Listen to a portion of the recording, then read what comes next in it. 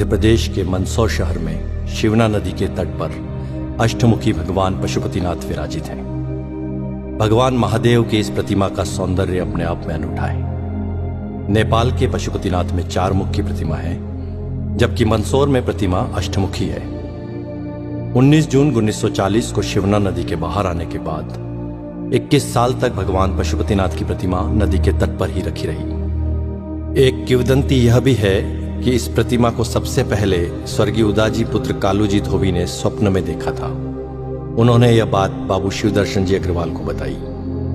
तब बाबूजी और मंदसौर के नागरिकों के द्वारा प्रतिमा को 14 जोड़ी बैलगाड़ी से महादेव घाट की ओर ले जाया गया। प्रतिमा को नदी के उस कोने से इस कोने पर जब ले जाया जा रहा था, तब एक चमत्कार हुआ। प्रतिमा जैसे नदी से दूर जाना ही नहीं चाह रही थी। जिस जगह आज प्रतिमा स्थापित है, यह वही जगह है जहां से वह हिली ही नहीं। आज उस जगह पर भगवान पशुपतिनाथ का विशालकाय मंदिर स्थापित है। उसके पश्चात 21 वर्षों तक बाबूजी ने प्रतिमा का संरक्षण व सेवा की। बाद में चैतन्य आश्रम के स्वामी प्रत्यक्षानंद महाराज ने 23 नवंबर 1961 को इसकी प्राण प्रतिष्ठा की।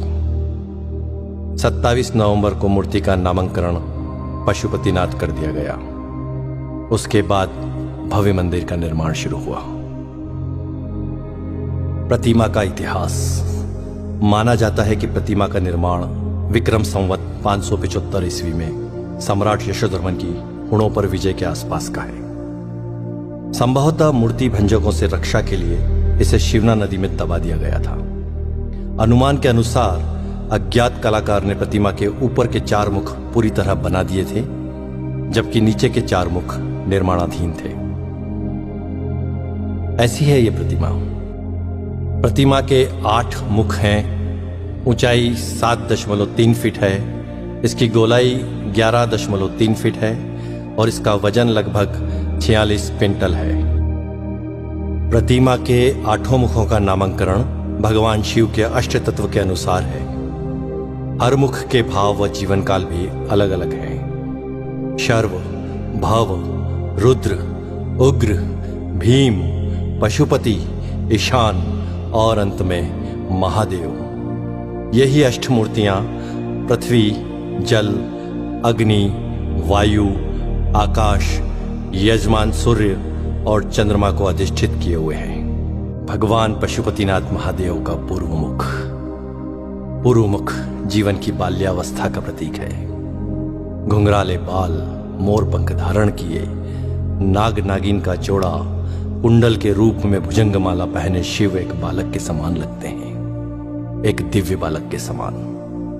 पूर्वामुखी यह मुख पूर्णतः शांत एवं आत्माराम सा लगता है। ऐसा प्रतीत होता है मानो भगवान शिव योगेश्वर के रूप में ब्रह्मा में लीन होकर समाधि अवस्था में संपूर्ण विश्व को स्वयं में देख रहे हो। शांत मुद्रा में ध्यानस्थ भगवान शिव के सिर पर जटाओं की ग्रंथि मालाएं हैं। गले की माला में जहां पुष्प है, वहीं 2 सर्पों की माला भी इस कलात्मक ढंग से सुशोभित है। ये दोनों कर्णाभूषण के रूप में कानों में लटकते हुए कुंडलों में से निकलकर अपने फनों को ऊपर उठाए हुए हैं। इस प्रकार ये दोनों कण समाधि अवस्था में लीन साधक की निश्चलता, दृढ़ता और तत्परता के हेतु 2 सजग प्रहरी के रूप में प्रतीत होते हैं। बड़ा अद्भुत है यह रूप भगवान पशुपतिनाथ का। भगवान पशुपतिनाथ का दक्षिण मुख। दक्षिण मुख जीवन की किशोर अवस्था का प्रतीक है। साथ ही यह श्रृंगार रस की मुद्रा में है। दक्षिण मुख सर्वाधिक सुंदर एवं अति रमणीय है। इस मुखमंडल का श्रृंगार जिस कलात्मक श्रेणी से किया गया है, उससे ऐसा प्रतीत होता है कि श्रृंगार रस के समस्त तत्व सजीव एवं साकार हो उठे हों। अनुपम केश कलाकृति से युक्त मुकुट के मध्य में सुहाना नाग शिशु है, जो कलंगी तुर्रा जैसा है, एवं एक और चंद्र रेखा। यह सामंजस्य मुख की अलौकिक सुंदरता में अभिवृद्धि कर रहा है।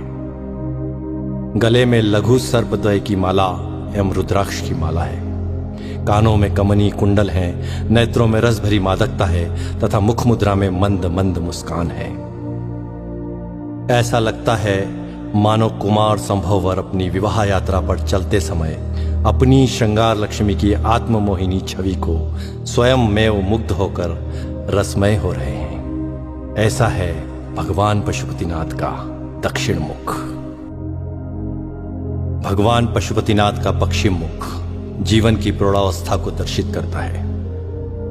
यह मुख महादेव जी का रौद्र रूप भी है। अधरोष्टम नेत्र खुले हैं, मुख वक्र है, पोहें चढ़ी हैं, जटाजूट का अभाव है। सर्पों के साथ केश ग्रंथित हैं। गले में कनेर व आंकड़े के पुष्प की माला है। तप में बाधा डालने वाले कामदेव पर महादेव को इतना क्रोध है कि उनको यहां देख पाना भी कठिन है। तृतीय नेत्र खुला है जिसमें से आंख की लपटें निकल रही हैं। अंगारे के समान धधकते तृतीय नेत्र का तप मुखमंडल पर छाया हुआ है। द्विसर्प के मध्य ओम अंकित है जो भगवान शिव का शिवत्व सूचक है। रौद्र, भयानक एवं वीर, इन तीनों रसों की व्यंजना इस प्रलयकारी रूप से स्पष्ट है। ऐसा है भगवान रुद्र का यह रौद्र रूप।